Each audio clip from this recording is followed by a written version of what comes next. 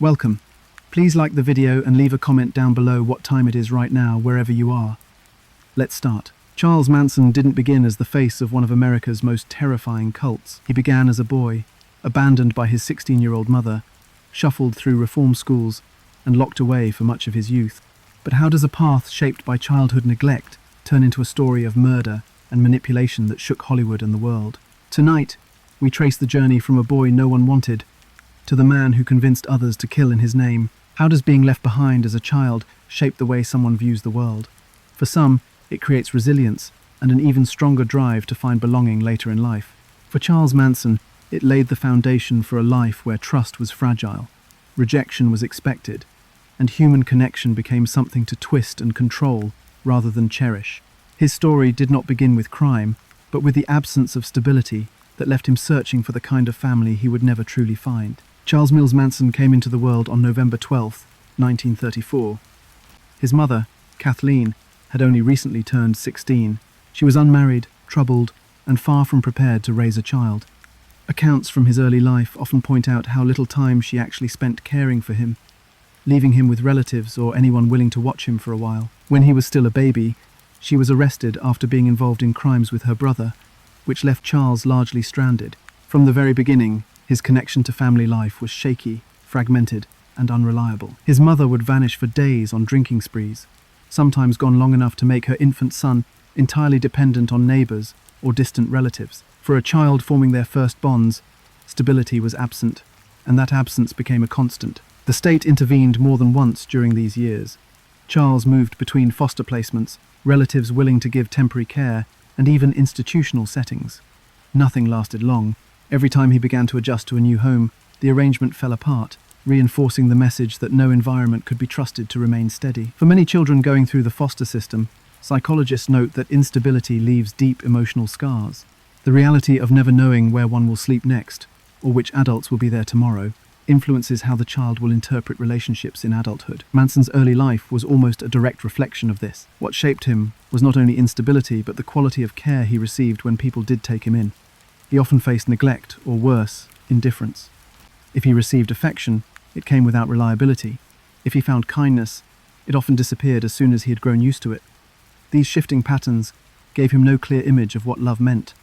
Family to him became an idea, rather than an experience. Without secure attachments, trust in others never took root. When Kathleen briefly attempted to care for him after being released from prison, the effort was short-lived. Soon enough, Charles would again be sent away, reinforcing the sense that he was a burden. Child development research consistently shows that abandonment, repeated separations, and lack of stable caregivers are tied to higher rates of behavioral problems in later years. The absence of security often leads children to either seek constant reassurance or, in other cases, shield themselves with manipulation and control. For Manson, the second pattern emerged. He began to adjust, not by expecting care, but by bracing for abandonment and preemptively controlling interactions around him. If people eventually left, he wanted to make sure he left his mark first. These early lessons set in long before he would carry out acts of crime, yet they dictated the way he related to nearly everyone he met. At school, the instability showed itself in behavior. Teachers struggled with him as a withdrawn and sometimes disruptive child. Truancy records followed him even as a young boy. Court hearings documented frequent absence from class, with authorities already beginning to view him as a problem case. Instead of understanding that his difficulties reflected deep-seated trauma, the institutions he encountered treated him as a troublemaker. Many children in similar circumstances might have been offered therapy, structured mentorship, or patient guidance. In the 1930s and 40s, resources were scarce, and the common approach was punishment or placement in harsher environments. By the time he was old enough to know the difference between being wanted and being discarded, Manson had experienced rejection more than most adults would see in a lifetime. Each foster home that gave him back, every institution that failed to rehabilitate him, added to an inner script that told him he had only himself to rely on. While many children form their earliest sense of love through consistent parenting, Manson formed his through abandonment. Being banished became an expectation, so he prepared for it by becoming less attached to people and more skillful at presenting himself in ways that gained him temporary security. Patterns like this often generate a deep distrust of authority as well. When a child sees adults make promises that collapse, or notices that rules are often manipulated by those in charge, respect for figures of authority weakens. For Manson, whose early life involved moving from one supervising figure to the next. Authority came across as something unreliable. Sometimes rules meant protection, other times they led to punishment. He began reading people rather than obeying them, because that skill would save him from the sting of rejection that so often followed blind trust. There was no strong father figure during these years either. His mother's partners were inconsistent, often passing through without lasting impact. When Kathleen herself eventually cared less and less for her son, it left him almost entirely without nurturing adults. Instead, extended relatives and state agencies became his world. The lesson he absorbed was clear. Family was not a matter of blood or permanence, but of circumstance. This interpretation would much later resurface in the way he created his own family out of broken people like himself, convincing them to submit to his system because he knew firsthand the desperation that came from lacking one. Research in developmental psychology has repeatedly shown how children adapt to neglect through survival skills that may look functional in the short term, but are often harmful later in life. For example, mistrust of caregivers can encourage independence at a young age, but in adulthood it can create patterns of manipulation or avoidance when intimacy becomes too threatening. Manson fit into this trajectory almost perfectly. By his teenage years, he was not primarily a criminal yet, but the foundation for manipulative tendencies was already established.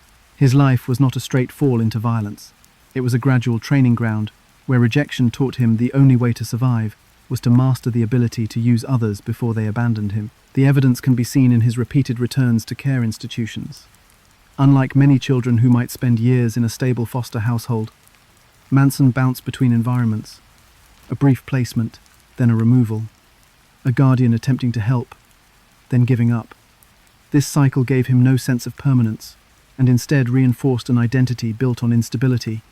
Each new placement was both an opportunity and a threat, and in that uncertainty, Manson learned early to watch, to predict, and to mold himself into what might get him accepted, if only temporarily. To understand the boy he was, one must focus less on what he did wrong and more on what was missing around him. The playground shifts, the lack of consistent affection, the feeling of being handed off like an object.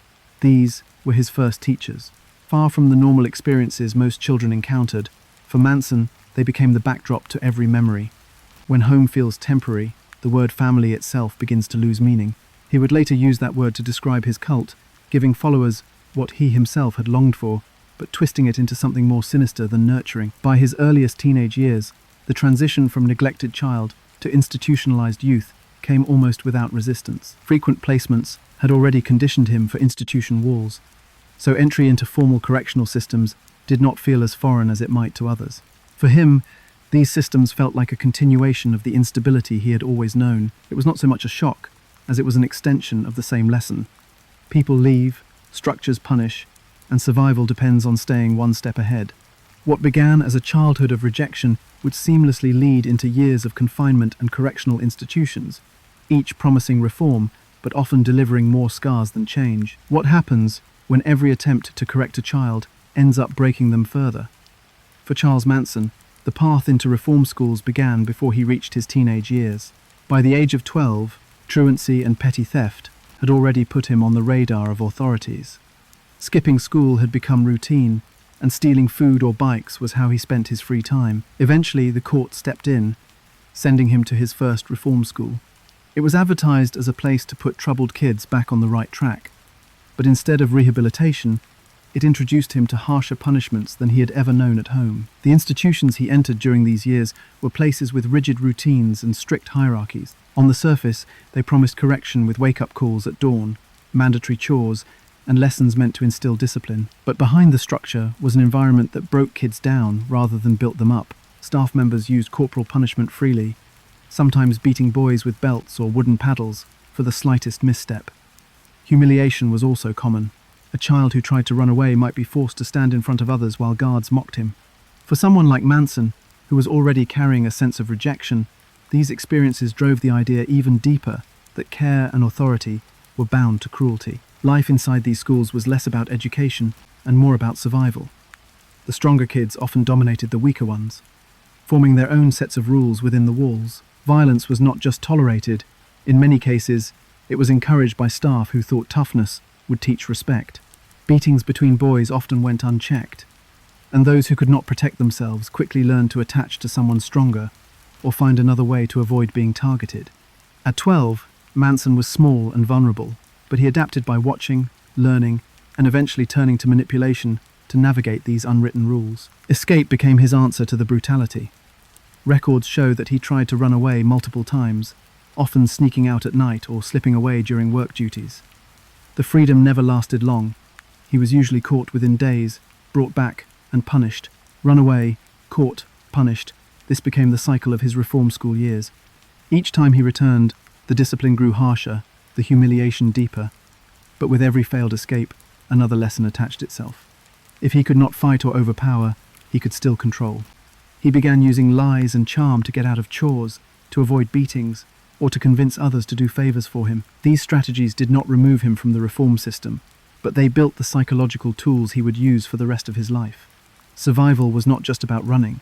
It was about bending people to his will. Manson's manipulation skills grew sharper every year. Nobody taught him love or empathy inside these institutions. What he learned instead was that control could come from words, from reading others closely, and from giving people what they wanted to hear. In walls designed to teach discipline, he discovered persuasion. Living in that atmosphere also blurred the line between victim and aggressor. He was beaten, mocked, and shamed on one hand, and on the other, he learned how to turn smaller boys into allies who did what he asked. He cycled between being the one punished and being the one who escaped punishment by placing blame on others. In many ways, the schools shaped him into a reflection of their own methods. Authority had shown him cruelty, so cruelty became something he repurposed in order to feel safe. The constant running away also hardened him. Each escape was not just a physical act, it was a symbolic rejection of the control institutions tried to place on him. That rejection gave him identity. Even when he knew punishment waited if he was caught, the attempt itself gave him a glimpse of power over his situation. Again and again, Manson embraced this cycle, as though reminding himself that nobody could permanently trap him. He was not a boy being corrected. He was someone resisting, even if that resistance usually ended with him in confinement again. The system he was trapped in did little to adapt to children who ran. Each capture came with routine consequences, but the deeper emotional scar it left was not considered. For Manson, every slap, every whipping, every public humiliation was another nail pressing into the idea that authority meant abuse and that survival could only come through defying it. Rehabilitation never happened because punishment defined the entire structure. Researchers examining institutions like the ones Manson passed through in the 1940s and 50s have noted that the combination of violence, rigid order, and a lack of compassion often produced more hardened offenders rather than preventing crime. Children raised in those environments often internalized aggression and shame rather than discipline and respect. Manson was no exception. The young boy who had once been shaped by abandonment was now being remolded by brutality. The repetition of these cycles gave him practice in controlling his own sense of fear. While other boys broke down under isolation or humiliation, Manson began observing what the staff wanted and playing along until he could find another opportunity to escape. It was training, in a way, but not the type the institutions intended. He was not absorbing integrity or morality. He was absorbing strategy, noting weaknesses in adults, and practicing how to perform an image of obedience until he could slip through a crack. The cycle trained him to wear masks that later became central in his manipulation of others. His reform school years also exposed him more directly to criminal peers. Around him were boys already involved in theft, burglary, and in some cases, violence. With so little positive guidance, it was not surprising that Manson began adopting their behaviors. These institutions frequently became breeding grounds for strategies in law-breaking.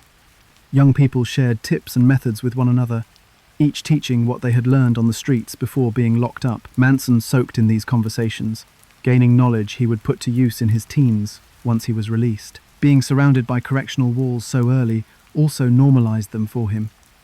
For some children, reform school traumatized them enough to never want to return. For Manson, it almost became familiar. The guards, the schedules, the punishments, these things were expected, even ordinary. When he was not confined, the world outside began to feel less natural than life inside. That sense of comfort with institutions explains why adult prisons later never quite broke him. By the time most men feared them, Manson had already grown up inside similar structures. The more time he spent in reform schools, the clearer the contrast between their supposed purpose and their actual function became. They claimed to reshape boys into good citizens, but what they really did was instill resilience through force and deepen the sharp edges of street survival. For Manson, that meant his natural drive to avoid pain and rejection shifted into a conscious decision to manipulate, sidestep, and if needed, retaliate.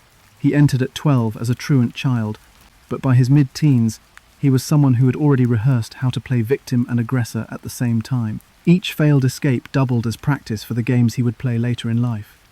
Persuading guards, misleading peers, and studying the reactions of authority figures became exercises in control. When his peers fought with fists, Manson fought with manipulation. The cruelty of the school gave him victims, and being caught made him a victim in return. He wore both roles, slipping between them as it suited his situation, preparing him for the complex persona he would one day wield as a cult leader. By the time his reform school years were nearing an end, the boy who had once been desperate for acceptance had begun replacing that desire with hunger for control. His distrust of authority, honed by endless punishments, evolved into calculated defiance. He became less interested in simply running away and more invested in managing the people around him. The constant failures of the system convinced him that adults could not be trusted, and rules were meaningless if he could learn how to bend them. This cycle of reform schools built both a victim and a manipulator in the same person. Manson had endured humiliation, rejection, and beatings, but he had also learned how to spin those experiences into tools for control. By his later teenage years, he was not just a boy acting out. He was someone steadily practicing the very skills that made him dangerous. His days of truancy and escape attempts turned into nights of planning and outsmarting. He was carrying forward not rehabilitation, but technique. From childhood rejection to reform school punishments, it was now only a matter of progression. His early crimes would expand beyond truancy and small theft. By his late teens, he was committing offenses that no longer looked like childish mistakes, but like a pattern, setting him on a permanent course with the justice system. By his teenage years, Charles Manson was spending more time inside juvenile halls and correctional institutions than he was in any kind of home. The pattern that had begun with reform schools carried into early adulthood. Police records from this period show arrests for car theft, small robberies, and forgery. None of these crimes were extraordinary in themselves. They were the kind of offenses that kept law enforcement busy with troubled young men across the country. What made Manson different was not the scale of the crimes, but the relentless cycle in which he committed them, was caught, served time, and returned to them again without pause. For him, confinement was no longer a punishment. It was rapidly becoming the backdrop of his life. Car theft was among his most common offenses. In the post-war years, stealing cars and traveling across state lines was frequent among young offenders. It was a quick way to feel freedom without the responsibility of ownership. For Manson, who had already practiced escape again and again during his reform school years, taking a car was just another form of running. When caught, he often faced new charges that tied him closer to the federal system. Armed robbery came around the same period. In one case, he used a gun to intimidate others, though accounts vary on how dangerous the situations actually became. The pattern stood out. He moved easily between small, reckless thefts and crimes with higher stakes. Check forgery also entered his list of offences. At a time when paper checks were common, forging them allowed quick access to money with little upfront cost. But forgery required planning, not just impulse. Manson was showing that his crimes were not only about acting out, he was learning to manipulate systems, to fake trust, and to exploit expectations. This type of crime mirrored the skills he had already begun to use in reform schools when lying or playing roles got him out of punishment. Now, those same skills were moving him deeper into the criminal world. Whenever he left one institution, he slipped into crime again almost right away. There was no long stretch of freedom between sentences, no real attempt at starting over. The courtroom, the jail cell, the parole hearing, these became parts of an ongoing routine. To him, they were not interruptions in his life, they were his life. For most people, incarceration is a disruption. For Manson, it was the environment he recognized. If freedom was supposed to feel natural, it did not feel that way to him. Every time he walked outside of walls and fences, he gravitated back into crime that would take him inside again. Criminologists, studying habitual youth offenders, note that the system often produces comfort in confinement. When a young person enters institutions early and often, the routines and predictability of custody can feel more reliable than the uncertainty of the outside world. Inside prison or reform school, you know when meals will be served, you know the score of authority, and you know who can be trusted or avoided. Outside, there are jobs to keep, bills to pay, and relationships to maintain, things Manson had never practiced successfully. For him, it is not difficult to see why confinement began to feel familiar, maybe even safer. That comfort also explains why his time in custody never seemed to break him. While most people dread prison, Manson operated as though he belonged there. He adjusted quickly, often quicker than older men locked up alongside him. Guards reported how easily he took to the structure, following routines that mirrored what he had already known growing up in juvenile institutions. Rather than fearing the environment, he became a part of it. That ability to adapt was not accidental. It was something he had rehearsed for years. His reliance on charm and manipulation became vital during these years. By watching guards and fellow inmates, he could figure out who might be swayed by flattery, who preferred obedience, and who demanded toughness. He performed roles accordingly. To one person, he was a harmless young man just trying to learn. To another, he was defiant enough to earn respect. He rarely showed the same face to everyone, switching personas as conditions demanded. Those around him often underestimated him, seeing only a small-time thief. Yet every sentence was sharpening his skill in reading and controlling the emotions of others. Consider the way check forgery reflected his psychology. To forge a check, a person must create a believable signature, rely on the trust of a banker or store clerk, and present it with confidence. Even when caught, that action requires a performance. In the same way, Manson's daily life in custody was built on reading others, staging behavior when necessary, and testing whether his act could pass. Each successful moment reinforced that manipulation worked, as well as violence, often better.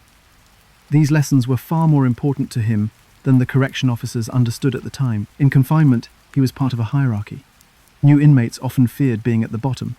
They faced intimidation or violence from those higher up. Manson learned to navigate this by attaching himself to stronger personalities, offering services or companionship until he became useful.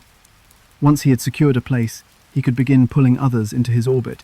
This pattern, linking himself to those with power, then gradually redirecting influence, would play out again years later on a far larger scale. The seeds of those methods were right here in his teenage confinement years.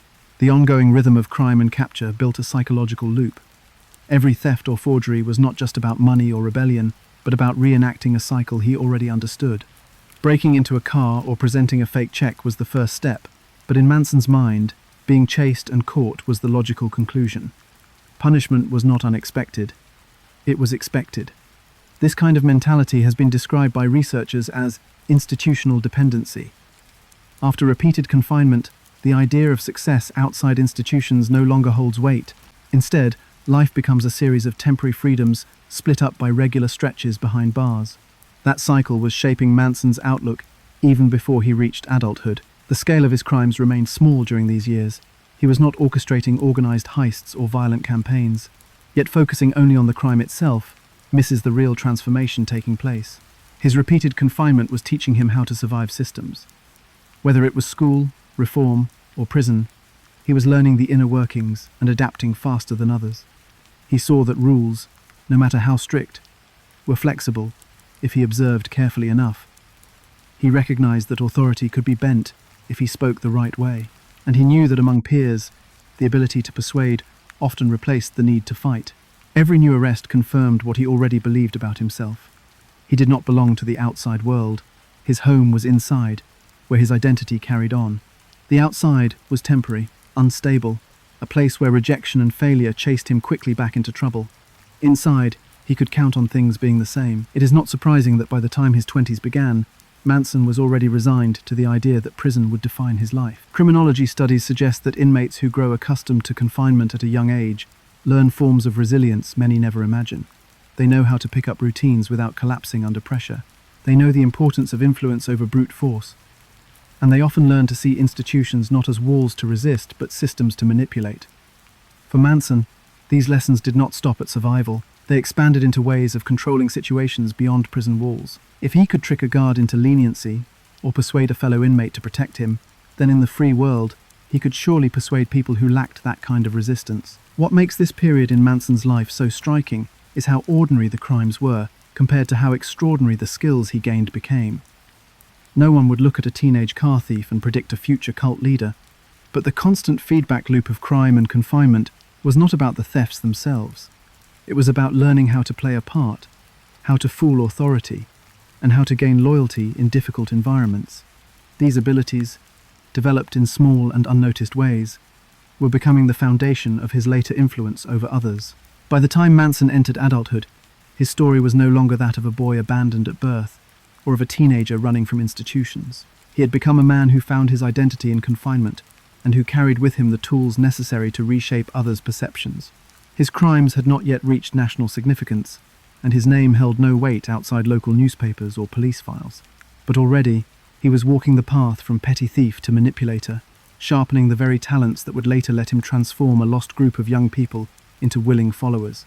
Prison had not reformed him, it had trained him.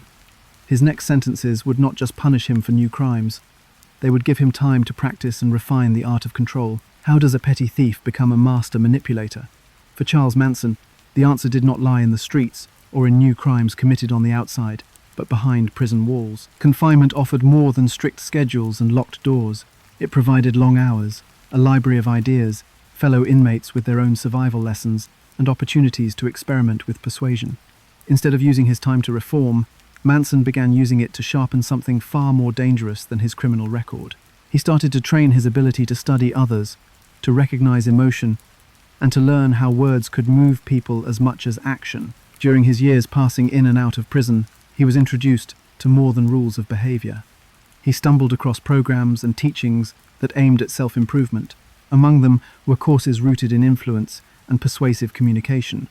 Prison libraries often stocked popular self-help and business books of the time, and Manson picked them up.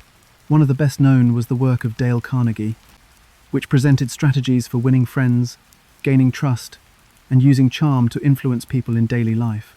To many inmates, these were tools to help them re-enter society successfully. To Manson, these words became instructions on how to better control others in the strict environment around him. He did not study the lessons with sympathy or a wish to build genuine human bonds. His focus was on technique. If Carnegie advised smiling to build trust, Manson would mimic smiles at moments when he needed something. If a strategy suggested listening closely to another person's needs, Manson would practice listening, but only to gather information that could later be turned to his advantage. Observers later noted how he often mirrored the emotions and posture of those speaking to him. For a guard, that might mean nodding along to appear cooperative. For an inmate, it could be mimicking frustration to create solidarity. By copying these cues, he could build trust without truly connecting. It made him appear genuine, while the intent was never genuine at all. This method of survival started small. An extra ration, a favor from another inmate, a lighter sentence for good behavior. Each reward confirmed that studying people benefited him. Over time, it was no longer only about survival, it became about power. Manson began practicing how quickly he could read cues and then respond in ways that produced desired results. He learned to raise his voice when confidence was needed, to quiet down when submission would serve him better, and to adopt the mannerisms of those in authority to make conversations smoother. Inside prison walls, experimenting with these tactics carried little risk and constant opportunity. He was not entirely self-taught. Prisons at that time also exposed inmates to programs rooted in new systems of thought. One such system was Scientology, introduced by other inmates and available as self-study. For Manson, these ideas were not embraced as religion but dissected as instructions for control. He became interested in the methods that encouraged examining the minds of others and using words to shift their thinking. Though he never advanced deeply within that framework, the exposure left him with strategies for persuasion that went far beyond ordinary conversation. The environment of confinement acted as a laboratory, where he could test these methods on people who were often desperate or unstable themselves. Inmates around him sometimes acted as mentors, though not in the sense of guiding him away from crime. Older prisoners taught the younger ones how to manipulate, control, and take advantage of those weaker. Manson listened closely and added these lessons to his growing set of tools, influencing others to carry out an act, distracting staff at the right time, or winning sympathy in front of authority figures. These were techniques he collected like possessions. For every harsh punishment the prison dealt, he found a counterbalance in words and behavior that gave him back a measure of control. Experts who have studied the psychology of incarceration often describe how institutional learning can restructure personalities. A person does not only pick up discipline, they absorb the informal codes of behavior inside, learning when to show emotion, when to hide it, and when to turn it against someone else. For Manson, incarceration all but erased the idea of trusting relationships. Instead, relationships became transactions. Every interaction was weighed for advantage. If someone could be manipulated to give him attention, food, or protection, Then saying the right words became as valuable as stealing property once had been. Survival was no longer simply about running away. It was about manipulating others so that his needs were met without exposure. In this closed environment, he also saw the limits of force. Physical fights were common among inmates, but they often carried consequences Manson wanted to avoid. Manipulation, by contrast, left fewer marks and was less risky. It allowed him to achieve results without retaliation. Bit by bit, he refined performance into an art. He could flatter someone one day and then test whether they were willing to act on his request later. His success rate improved because he learned not only what to say, but when to say it. Timing and observation became his strongest assets. Small but telling patterns revealed how far his skills reached. He could persuade some inmates to give up something of value with little in return. He could convince guards he was cooperative, even when he was planning other things behind their backs. He was not the biggest, strongest, or most dangerous man inside those walls, yet he managed to outperform others socially, finding ways to extract favors and support that many prisoners never received. He developed a reputation for charm that appeared disarming at first, but often carried manipulation just below the surface. What stood out most was how easily he could read what people wanted to hear and feed it back to them. If another inmate longed for approval, Manson granted it with words of praise until the man became loyal. If a guard valued quiet obedience, he responded with exaggerated compliance, waiting for an opportunity to exploit leniency later. It was not empathy that motivated him, but calculation. He was not feeling what others felt. He was reading signs as data, processing them, and acting in ways that produced results for him. His power to read people was never about understanding, only about prediction and control. The lessons were consistent across every prison sentence. Time inside gave him daily practice. The feedback loop of action and response, word and reward, taught him that manipulation could be as reliable as theft had once been. What Manson left behind during these years was not a record of violent crime, but a record of psychological growth in the wrong direction. He did not walk out of prison doors with rehabilitation. He walked out with scripts he could use on anyone willing to listen. This process also satisfied something deeper. As a boy abandoned early, stripped of consistent love and belonging, control offered him security the outside world never gave. Manipulation turned disappointment into victory. If others failed him or rejected him, he could rewrite the interaction by bending them to his will instead. Inside the prison logic of control and advantage, he found a language that matched his experiences. It gave structure to a life that had seen little stability. Words and behavior became weapons, and each success confirmed that he could never again allow himself to be powerless before others. When his sentences ended and he was released again, he carried far more than an ordinary criminal record. He carried the tricks, postures, and persuasive strategies honed through years of trial inside controlled environments. He was no longer only the petty thief who stole cars and forged checks. He had become someone who could walk into a room and sense what people wanted, someone who could pretend to be anything they needed him to be long enough to win loyalty or obedience. These were skills that gave him an advantage far beyond simple crime. These were the tools that, in the right cultural setting, would make him appear magnetic. The prisons had not broken him, though they had tried. Instead, they crafted him into a different kind of offender, one who did not simply lash out, but who could shape the emotions of those around him. They had not turned him toward reform. They had given him a laboratory to practice deception until it worked on nearly everyone he met. By the end of his time inside, the transformation was clear. The walls had contained his body, but his mind had been shaping strategies to gain the kind of control he believed was owed to him. And when those walls finally opened in the late 1960s, they did not release a boy shaped by punishment.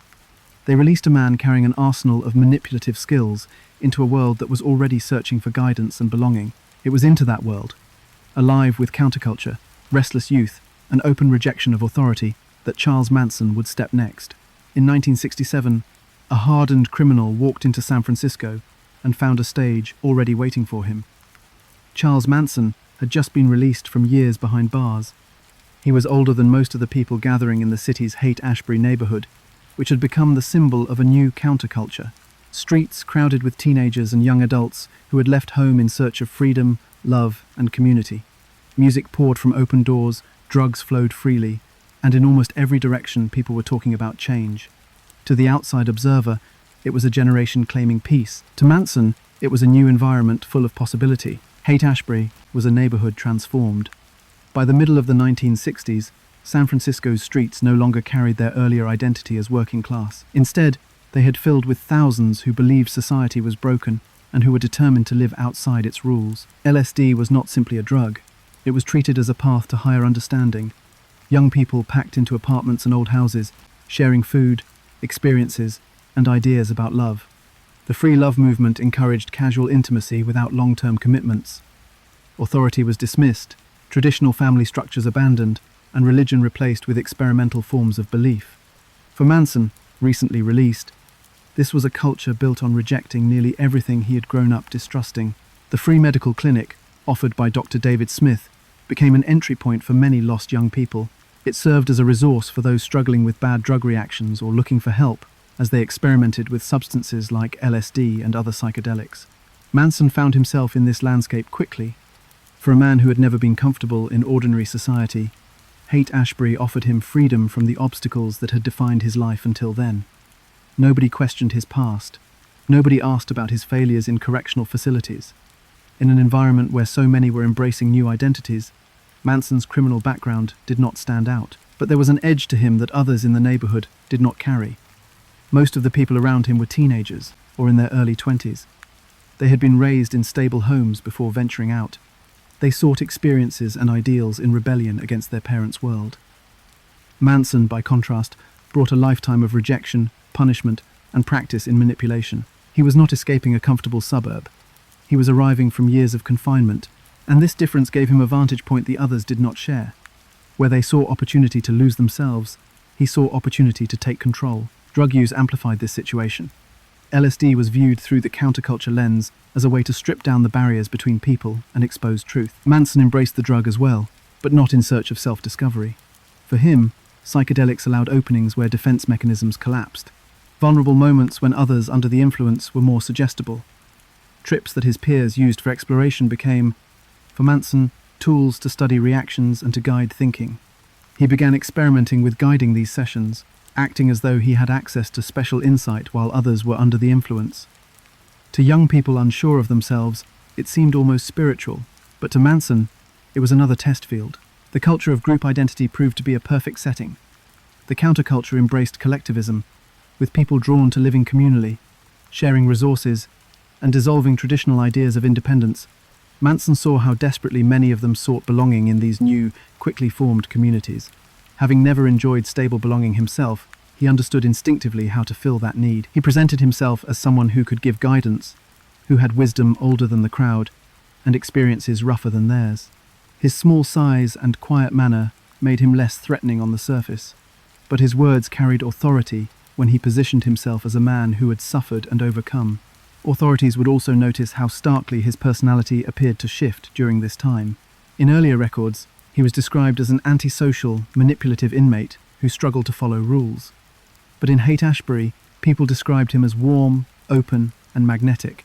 He carried a guitar with him, sang songs in parks, and spoke about love in ways that resonated with the drifting teenagers looking for direction. The change was not genuine transformation, it was adaptation. Just as he had worn different masks inside prison to fit situations, Manson was now wearing the mask of a thoughtful guru outside. This raises a natural question. How did a man hardened by institutions adapt so perfectly to the softness of the counterculture? The answer lies in his years training with books about persuasion and psychological reading. The Haight-Ashbury neighborhood was full of people primed to believe in leaders who sounded confident. They rejected traditional authority but still craved guidance. And Manson, having practiced manipulation inside prisons, now found an audience willing to listen without suspicion. Every line he spoke about freedom and connection was backed by the performance skills he had honed when he needed to persuade guards or fellow inmates. Examples of his early recruiting show how directly he targeted the displaced, women who felt rejected by their families, young people who had left behind universities or stable homes, drifters who carried the weight of uncertainty. These were the ones who first came close to him. Manson presented himself as someone who would not judge them, who understood abandonment, who would provide a place where they were always included. For those who had felt invisible in their families, his attention appeared radiant. He offered the embrace of belonging and wrapped it in messages about love, freedom, and spiritual awakening. He did not do this in grand speeches on stages. He did it in small circles, around firelight, in borrowed apartments, or while sitting in fields playing his guitar. His style reflected intimacy rather than distance. New recruits felt as though they belonged to something rare, something that revealed itself only in personal connections. It was not about mass appeal, but about weaving loyalty, one person at a time. Women in particular became his first core followers, drawn by the mix of affection, promises of spiritual connection, and the illusion of safety he offered. In truth, his eye was not on mutual support, but on forming a base of control. The growing attachment of these followers demonstrated how quickly he learned to exploit the social shift around him. Counterculture sought community and family, but in open forms. Manson's offering of a family carried those ideals in language, but twisted them toward his own authority. Instead of everyone being equal, he began establishing patterns where he was the unquestioned figure in the center. He positioned himself as guide, teacher, even prophet. Around him, those who had been lonely felt seen for the first time. Those who had felt rejected now believed they had a purpose. And through this manipulation, Manson's long years of practice, reading and controlling people, now translated into devotion. The payoff of this moment is clear. A lifelong manipulator had stumbled onto a cultural stage where charisma counted more than credentials, where experience with systems of control could disguise itself as spiritual guidance. Unlike in prison, where manipulation brought him favors, in San Francisco it gave him loyal followers. At a time when young people were searching for leaders outside the traditions they rejected, Manson stepped forward with the appearance of wisdom that masked years of criminal craft. The cycle of rejection that had carved his youth, and the practice of manipulation he had rehearsed in institutions, now converged with the open atmosphere of the 1960s counterculture. He was no longer the boy abandoned by his mother or the man sitting in reform school. He was the central figure of small circles who praised him, followed him, and began orienting their lives around his words. The shift was extraordinary not because his personality had truly transformed, but because the stage had finally appeared for him to exploit. The world around him had opened an opportunity to mask control as love, and to recast manipulation as spiritual wisdom. But this awakening was not the end of his story. It was the beginning of a path where his words, his influence, and his role as a leader would expand beyond neighborhood street corners. The small groups gathering around him were not a finished movement. They were the framework of something about to grow larger. And as these circles expanded, the man who had trained himself to persuade and control now carried the chance to transform a handful of displaced followers into the earliest shape of what would later be known as the Manson family. What transformed Charles Manson's mind from that of a petty criminal into the creator of a violent worldview? His time in prison had given him tools of persuasion, but it was exposure to books, music, drugs, and spiritual systems during the late 1960s that stirred the foundation of what became his doomsday philosophy. None of these influences were destructive on their own. In fact, most of them were accepted parts of the era's culture. What mattered was how Manson pieced them together, twisting them into a worldview that gave him not only identity, but prophecy. One of the first influences came in the form of science fiction. The novel Stranger in a Strange Land, published in 1961 by Robert Heinlein, had become a popular book among young people drawn to new ideas about freedom, love, and spirituality. The story described a man from another planet who lived among humans, challenging customs and teaching followers to adopt a new way of life. It resonated with many in the counterculture because it questioned authority and described a community based on shared ideals. Manson read this novel and came to believe that he, like the central figure in the book, was meant to guide others into a new form of existence. While the novel was embraced by many readers without violent consequences, in Manson's hands it fueled the idea that he was destined to be a leader of a chosen family, separate from the larger society. Music also fed into this growing belief system. During the 1960s, the Beatles were at the height of their popularity, their songs spreading not only across the radio but into the heart of the counterculture. Manson listened to their records often, but he did not hear them the way most listeners did. While others enjoyed the music for its creativity or saw it as a soundtrack of freedom, Manson began to interpret the lyrics as coded messages. In particular, he believed certain songs were speaking directly to him, offering prophecy and confirmation that his mission was part of a grand design. Songs became messages, and messages became directives. In his world, the Beatles were not a band but a spiritual compass. LSD deepened this illusion. Long trips under the drug allowed him to spend hours, sometimes days, absorbed in patterns of thought that reinforced these ideas. Psychedelics alter perception, breaking down barriers between thoughts, and often making connections seem profound, even when they are not. In patients who are already suggestible or searching for meaning, LSD can reinforce delusions. For Manson, the drug seemed to validate the notion that he had unique insight. While under its influence, he would listen to Beatles records repeatedly, interpreting lines as revelations of coming destruction or promises of rising power. What others treated as a trip ended for him as a blueprint of prophecy. This was not limited to music. LSD made even ordinary conversations sound to him like confirmation of his role as a leader. Followers who were high became easier to guide, easier for him to convince that his words carried truth. In these long drug sessions, Manson trained himself to use his persuasive voice at the exact moments when others were most vulnerable. The combination of being under the drug and hearing him speak convinced several that they were sharing in visions of the future. To them, it was revelation. To Manson, it was evidence that his manipulation was working. Another influence that wove into his thinking was Scientology. He had been introduced to its study while in prison, reading about concepts of spiritual levels and the idea that the self could be shaped through mental techniques. Manson did not commit fully to Scientology the way some peers did, but he picked pieces of it that could serve his growing philosophy. He became interested in practices of self-exploration and how language could be used to break mental barriers. Just as with the Carnegie methods of persuasion he had once studied, Manson took from Scientology not its faith but its strategies. What he borrowed was the idea that humans could be reprogrammed, that identities could be stripped down and rebuilt into something new. When placed side by side, none of these influences seem inherently dangerous. Stranger in a Strange Land was a counterculture favorite without leading others into violence. Beatles music inspired joy and protest, but not cult prophecy in the majority of listeners. LSD was a common experiment among youth without producing movements of destruction in most who used it. Scientology, while controversial, did not direct followers toward crime.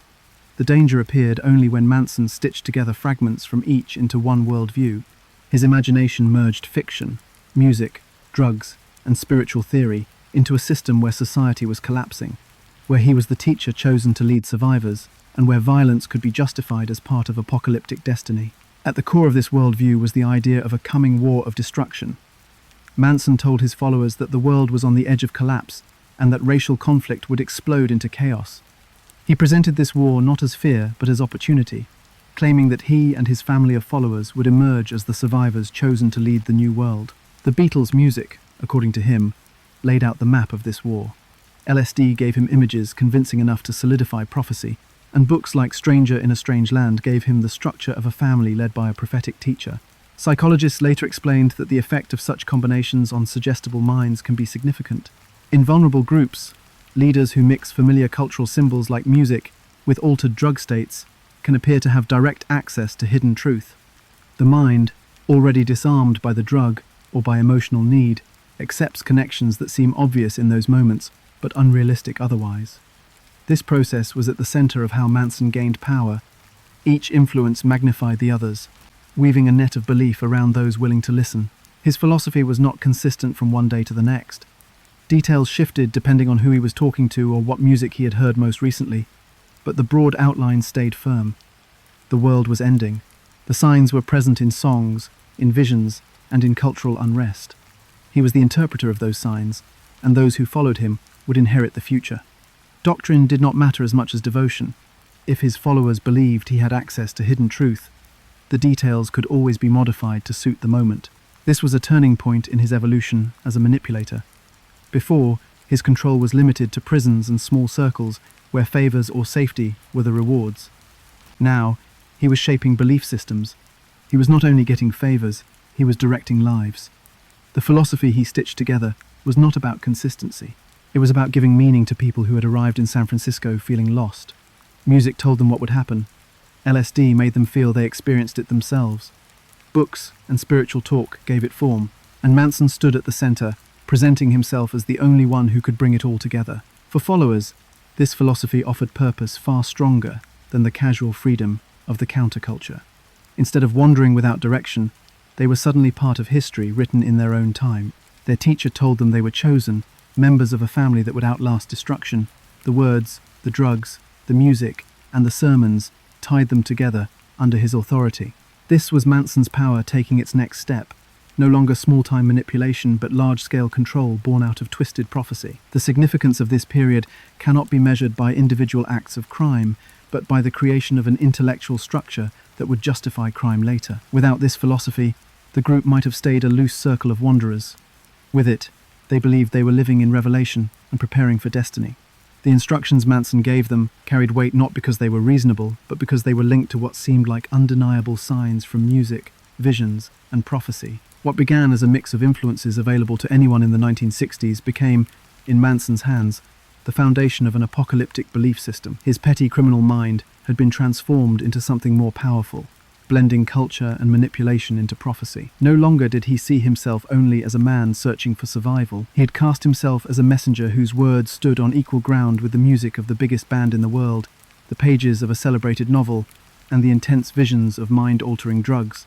It gave him identity. It gave him prophecy. And it gave him justification to draw others closer under his rule. These newly formed ideas did not stay abstract. They served as the ground on which he built devotion. The followers who listened to him in the late 1960s were not joining a petty thief's circle. They were stepping into what they believed was a family guided by destiny and chosen truth. And in that space, under his growing charisma and his voice framed by prophecy, Charles Manson moved from being a manipulator of individuals to the leader of a movement. Soon, those ideas would transform not just minds but actions, binding followers in loyalty that reached far beyond ordinary influence. How did a homeless ex-convict with no money gather a devoted circle around him? In San Francisco, where the streets overflowed with runaways and seekers, Charles Manson found the answer. He had nothing in the way society measured success. No career, no home, no wealth. Yet he carried something powerful, an ability to read others and offer them exactly what they thought they were missing. Out of this, the first outlines of his following began to take shape. Mary Brunner was among the first drawn to him. At the time, she was working as a librarian in Berkeley. On the surface, her life appeared orderly. A college graduate with a respectable job, living alone in her apartment, but like many others in that era, she felt disconnected from the culture around her. Manson spotted that need almost immediately. He moved in with her, despite having nothing to contribute financially, and began speaking about freedom, love, and rejection in ways that resonated with someone who had long felt like an outsider. Before long, her apartment became the earliest hub of his growing family. Not long after came others, like Lynette, Squeaky from. She, too, was young, disillusioned, and looking for meaning. It was not unusual in Haight-Ashbury to meet people in transition, drifting from one group to another with little direction. Manson offered a kind of clarity. He assured them they were special and that they were seen, which for people who felt invisible or abandoned carried enormous weight. Where society had failed to provide belonging, he wrapped authority and love together, promising both without admitting the control hidden inside it. The counterculture had opened space for this to happen. Thousands of youths had left traditional households, rejecting their parents' authority and testing new lifestyles. But freedom was not always grounding. Many of them wandered into feelings of despair or isolation. Manson filled this gap by presenting himself as someone older, claiming insights that came not from school or career but from struggle and pain. To those standing on uncertain ground, his stories of rejection and transformation sounded like wisdom. He positioned himself as a teacher rather than a criminal, speaking in simple but deliberate terms. Often, his words circled around ideas of love and connection, offering the impression that he understood the struggles of each listener personally. He invited them to see themselves as part of something bigger, a circle where judgment was erased. The strategy worked. Instead of warning them about the dangers of his past, he rebranded his rejection by society as proof that he alone understood what it meant to be cast out. For people disillusioned with mainstream culture, there was a strange comfort in following someone who claimed to have nothing, yet offered belonging. Communal living became the foundation of his growing influence. The group took to the road in old cars or vans, traveling for days and stopping wherever they could find shelter. On road trips, Manson kept their spirits up with constant music. He strummed his guitar, sang songs he had written, and filled silences with stories about his past and predictions for the future. For young people eager to hear meaning in every experience, his words turned ordinary drives into spiritual journeys. They camped out or stayed in borrowed homes, living by sharing food, favors, and the little money that occasionally came in from odd jobs or thefts. Life outside conventional rules began to feel like adventure, with Manson guiding each step. His teachings early on sounded harmless, even appealing. He spoke about love as the purest force, about letting go of material possessions, and about trusting one another over outsiders. Rejection, which had tormented him all his life, was remade into a lesson he shared with them that outsiders would never understand, but within the family, they had each other. Belonging came at the cost of loyalty to him. Though he often disguised it as loyalty to the group as a whole, This reframing gave his followers a sense of safety and freedom they had not felt elsewhere. But it was control in disguise. Over time, it became clear that these weren't just friends gathering together. They were moving toward discipleship. Manson cast himself as more than a teacher. He spoke about reincarnation, suggesting to his followers that they were prophets returning again, destined for a new era. To be told by Manson that one carried the spirit of a prophet was intoxicating. For young women already wondering who they were in the world, it granted identity and importance. Suddenly, they were no longer drifters or outcasts.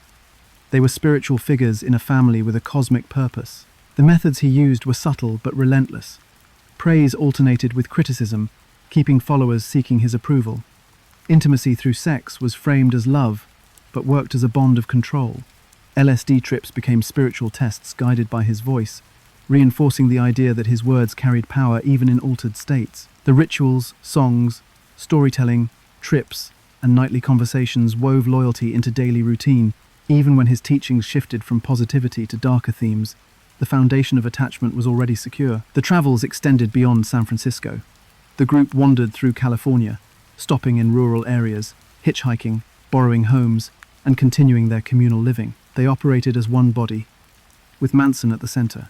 Followers became accustomed to living without possessions, eating when food was available, and thinking less about personal needs and more about what the family required. This shift tied them closer to him, especially since he was the one interpreting every hardship and every bit of fortune as part of their journey. Obstacles became lessons, confirmed by his constant narrative. Manson's skill lay in making those around him believe everyone had a role, but only he could define it. When doubts arose, he turned them back on the follower, suggesting they were too attached to material concerns or too caught up in ego. In doing so, he tightened the circle of belief. To belong, each member had to abandon personal doubts and accept his vision without challenge. Over time, this dynamic replaced ordinary friendship with dependency. Looking back, it is striking that what seemed benevolent, at first teachings about love and freedom, were laying the groundwork for control. The same language that made new followers feel welcome was used to strip them of individuality. By convincing them that rejection from mainstream society was inevitable, but that his family offered total acceptance, Manson created a situation where leaving felt unthinkable. Loyalty to him promised safety from the rejection they feared most. At the beginning, his following was small, but even with only a handful of women and drifters, the pattern was visible. Manson needed control, and the lost young people he encountered needed direction. That exchange gave him the authority he had long been denied, and gave them the feeling of belonging society had failed to provide. It was in this space, between his hunger for control and their hunger for love, that the Manson family first began to exist. The earliest followers did not see themselves as joining a cult or giving up their freedom. They thought they were embracing liberation, guided by a man who promised understanding and insight. In truth, they were stepping into a system that bound them tighter with every lesson, every trip, every night on the road. These were not ordinary friendships forming in the late 1960s counterculture. They were the first links in a chain of loyalty designed to keep people within his orbit. By the time the family began to draw more attention, the people closest to Manson were already fixed in their devotion. Isolation from families, daily life guided by his stories, and belief in his spiritual authority had created a group that would follow wherever he led. His promise of love and belonging had drawn them in, but control held them together. His teachings about reincarnation and prophecy gave their lives meaning they felt society had stripped away, and his role as teacher, guide, and prophet placed him at the center of every decision. The payoff became clear in these years. Manson, a man who had spent his life rejected and manipulated by others, discovered a community where he could finally dictate the terms. Lonely seekers gave him the audience, counterculture gave him the stage, and his well-practiced skills of persuasion gave him the script.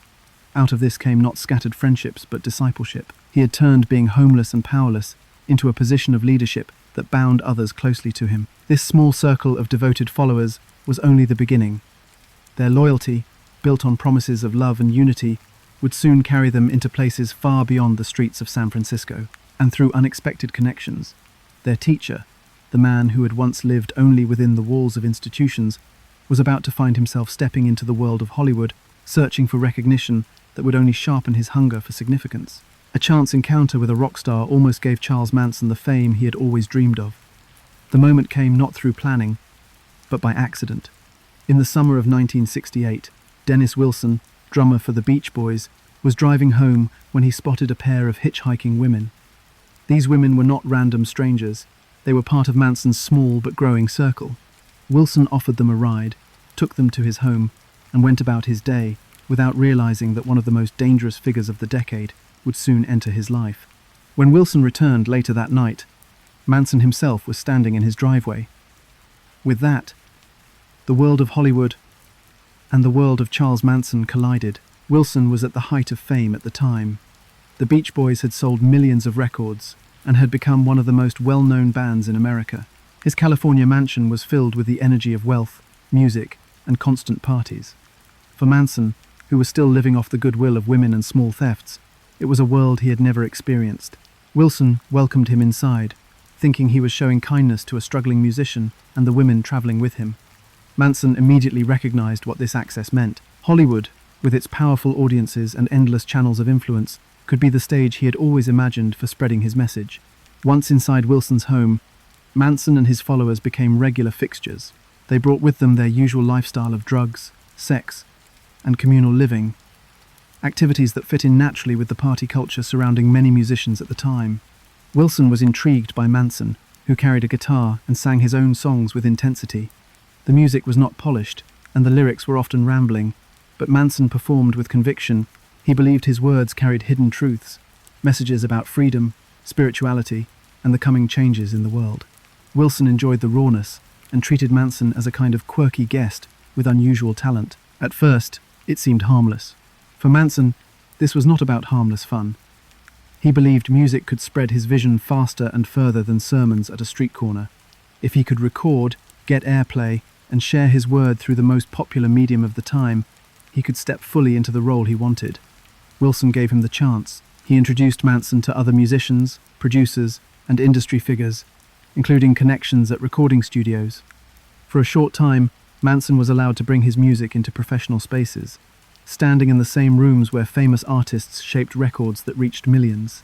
Each introduction fed his ego, convincing him that true fame was within reach. Manson began carrying himself as if success was already guaranteed.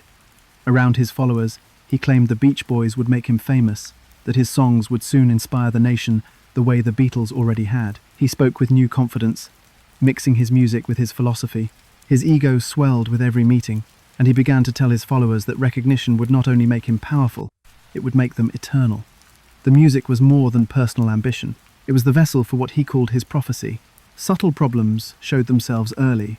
For one, Manson's followers did not respect the boundaries of a celebrity's home. Wilson's mansion became crowded with strangers. Manson's so-called family, who used the space as if it were their own. Scenes of naked swimming in the pool, free-flowing drugs, and reckless living became normal inside Wilson's once private home. Property was damaged, bills stacked up, and Wilson's finances showed signs of strain. Studio executives grew uneasy when Manson appeared with his ragged group, whose behavior was unpredictable. Many in Hollywood had experimented with counterculture, but Manson carried a darker, more intense energy that unsettled those who observed him closely. The music itself became a sticking point. While Wilson appreciated some of Manson's raw style, others in the industry were less impressed. Producers turned him away, citing his lack of focus and unusual lyrics. Manson could not manage the professionalism expected in a recording studio. What he considered profound often sounded scattered or incoherent to experienced ears. Frustration built as he realized fame might not be as easy as stepping into Wilson's circle. This rejection touched a deep nerve that had haunted him since childhood. Once again, he felt that others failed to see his worth. Wilson had believed in him at first, but the industry itself was cold, selective, and unwilling to buy into his vision. Conflict also grew in Wilson's home. Manson's family consumed resources with no concern for repayment. They wrecked cars, spread chaos, and drained hospitality. Wilson tried to manage the situation at first, but Manson's behavior became more unsettling. He began showcasing a controlling side, treating the women around him as his property, and speaking openly about his coming vision of an apocalyptic future. Friends of Wilson who saw Manson in that period described his presence as eerie, his intensity unnerving. What had begun as curiosity turned into concern. Eventually, Wilson had enough. He cut ties, distancing himself from Manson and his followers. For Manson, the collapse of this promise of fame was not merely disappointment, it was devastating. He had edged close to the success he dreamed of, only to feel it snatched away.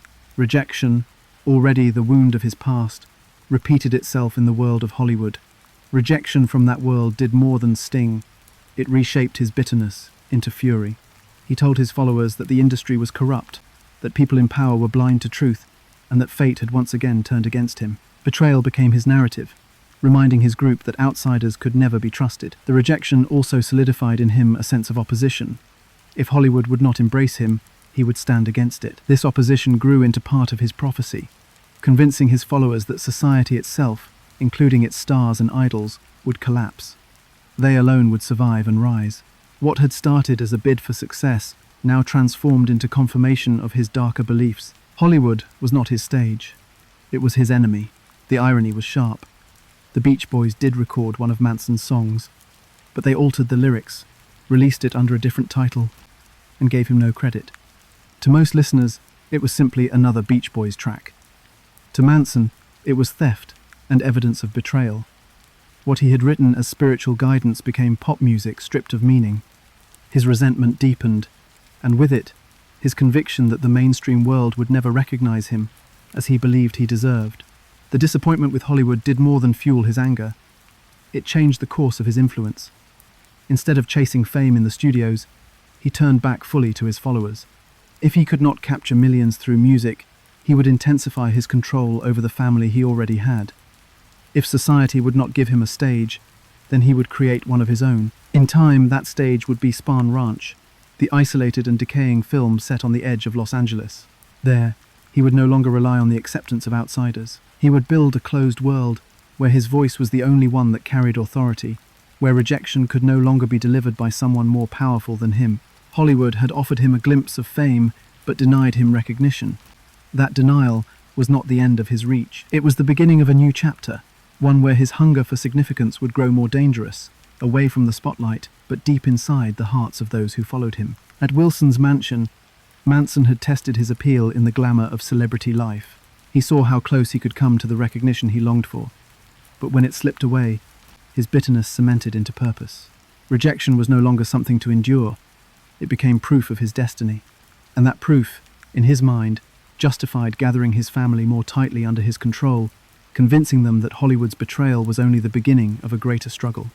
That struggle, he promised, would bring them victory after the world collapsed.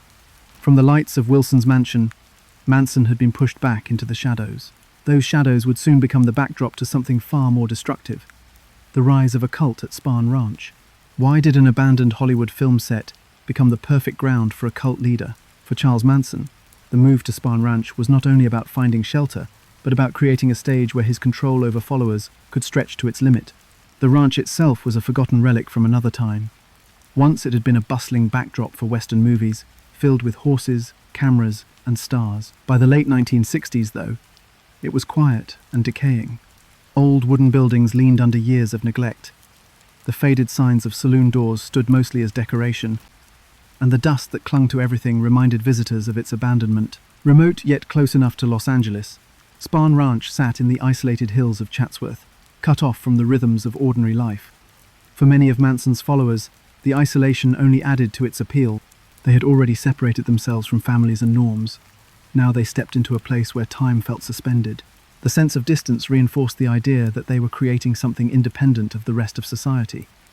It also removed them from outside voices that might have questioned what was happening. George Spahn, the ranch's aging owner, had inherited long-abandoned film sets and a run-down horse-riding business. By then, he was old and nearly blind. His property mostly brought visitors looking for horseback rides through the rugged trails. The few ranch hands who remained did what they could, but Spahn struggled to maintain the place. When Manson and his group arrived, they offered labor and companionship in exchange for staying there. To Spahn, who had limited resources and needed help, this seemed like a fair trade. For Manson, it was a perfect opportunity. What began as shelter quickly became something much more. Manson organized his followers into a system where every day required service to him, to the group, and to the ranch. The women in the group especially carried the responsibilities of caring for George Spahn. Because he was blind, they cooked for him, cleaned his home, and provided him company. In return, he allowed Manson's entire family to stay on the property without rent. It was a barter arrangement, but one that gave Manson the freedom to expand his influence with no interruptions from landlords or authorities asking questions. Daily life at Spahn Ranch soon followed patterns that reinforced his control. Chores kept the group busy and dependent. Followers cared for horses, washed clothes, cooked meals, and kept the ranch relatively functional. LSD trips became routine, often directed by Manson himself, where altered states of mind were used as lessons. Followers under the drug were more vulnerable to his influence, and he used these moments to deepen their loyalty. Any hesitation or question could be swept away during trips, in which he was positioned as the guide, leading them through visions and truths. Sexual relationships were another element woven into daily life. Manson manipulated his followers by framing intimacy as a way to dissolve barriers and prove devotion. What outsiders would have seen as exploitation was painted inside the group as freedom and love. By controlling who could sleep with whom and when, he reinforced his position at the center of every personal decision. Followers were discouraged from holding attachments outside of him, so even relationships were filtered through his authority. This ensured that no loyalty outweighed the connection they had to him. What emerged resembled the structure of earlier institutions Manson had lived in, but this time he was running it, instead of being controlled by it. His followers were engaged in chores, schedules, controlled activities, and rituals, much like he had once been in reform schools and prisons. The crucial difference was that now the authority figure was him. The echoes of institutional life became part of what stabilized him. Where most saw a desolate ranch, Manson saw walls without fences. Within those bounds, his words became law. The isolation helped intensify the belief system he had been shaping since San Francisco. The sermons about love evolved into darker prophecies. He began teaching his group that society was on the brink of collapse. Conversations turned into predictions about an approaching apocalypse. He told them that a great conflict between races would explode and destroy the current order. He used music he interpreted, drug-fueled visions, and his own imagination to convince them that their role was to survive and rise as the victors of this coming destruction. The idea, which he called Helter Skelter, became a core theme of his talks. On the ranch, away from society, he could repeat it daily, mixing fragments of songs, news stories, and his own narrative, until it felt inescapable to his followers. Every chore, trip, and conversation linked back to this prophecy. For those trying to live freely, the prospect of being chosen survivors made their wandering lives feel suddenly important. They were no longer just drifters. They were central players in history itself. This environment also made his control appear natural. Everyone depended on him not just for leadership but for meaning. To live at Spahn Ranch meant living by his interpretation of events. The ranch's decaying film set reinforced the illusion that they were living in a story larger than themselves, acting out parts in a grand narrative only he could direct. External voices rarely intruded, so doubts and conflicts had little space to survive. If questions emerged, Manson answered with prophecy, LSD sessions, or sexual control. The followers adapted quickly. What had once been normal behaviors, private decisions about intimacy, independent thinking, small personal freedoms were gradually stripped away. In their place grew rituals and beliefs that bound them more deeply. A cook preparing food was not only feeding fellow travelers, she was sustaining the chosen family. Someone caring for George Spahn was not just helping an elderly man. She was reinforcing the foundation of their home and their prophecy. With every role redefined, everyday tasks became acts of devotion. By repeating lessons in cycles, Manson made his grip appear absolute. This mirrored the loops of punishment and lesson he had learned in reform school. Back then, he had been the victim of discipline. Now, he was its enforcer. He taught his group that punishment came not from him, but from breaking the unity of the family or resisting destiny. The echoes of his childhood environment were unmistakable. Where he had once felt discarded and powerless, he now designed a system where he was central, admired, and feared in equal measure. The ranch created a physical embodiment of his past struggles. It was secluded like the correctional facilities that had defined his youth, complete with strict routines. Only this time, the confinement was voluntary, or at least appeared to be. Followers could technically leave, but for most the thought felt impossible. Isolation, LSD, and teachings tied them closer with each passing day. Just as he had once accepted institutional life as natural, his followers came to see life at Spahn Ranch as the only reality that mattered. This arrangement transformed Manson from a manipulator of individuals into something more stable, the unquestioned leader of a closed community. The ranch gave him a controlled environment where his words were rarely challenged, where the outside world seemed like an illusion, and where prophecy was the only truth. It was both a kingdom and a cage, one in which he trapped not just his followers, but also himself, in a spiral of belief that grew darker. By the end of their time at Spahn Ranch, The followers were no longer simply living communally or seeking counterculture freedom. They were enacting rituals of submission and prophecy, believing their teacher's vision that destruction was near and that they would rise from its ashes. The environment had achieved exactly what Manson had long desired, a place where rejection no longer threatened him, where authority rested in his hands, and where dependency kept others bound to his rule. The ranch, once home to staged gunfights for Hollywood films, had become the setting for a real story of manipulation and control. Its silence, its decay, and its isolation gave Manson the perfect space to replicate the confinement he had always known, but now as the enforcer, rather than the boy trapped inside. The payoff was clear. Spahn Ranch gave him not just shelter and followers, but a psychological dominance rooted in patterns he had rehearsed all his life. What began as a rustic film location offered him a stage more powerful than the spotlight of Hollywood ever could. It gave him the closed world he needed to prepare loyal followers for the violent acts his new philosophy demanded. Soon, those teachings would move from words and rituals into actions that left a permanent scar on history. Charles Manson's life shows how rejection and punishment can harden into control. From a boy shuffled between foster homes to an inmate learning manipulation, every stage added to the tools he later used. His family of followers at Spahn Ranch did not come from nowhere. It was the result of years of surviving instability. By stripping away trust and replacing it with power, a boy left behind by family became a man who convinced others to silence their conscience. His story is not about excuses. It is a lesson in how broken systems can shape broken people into monsters.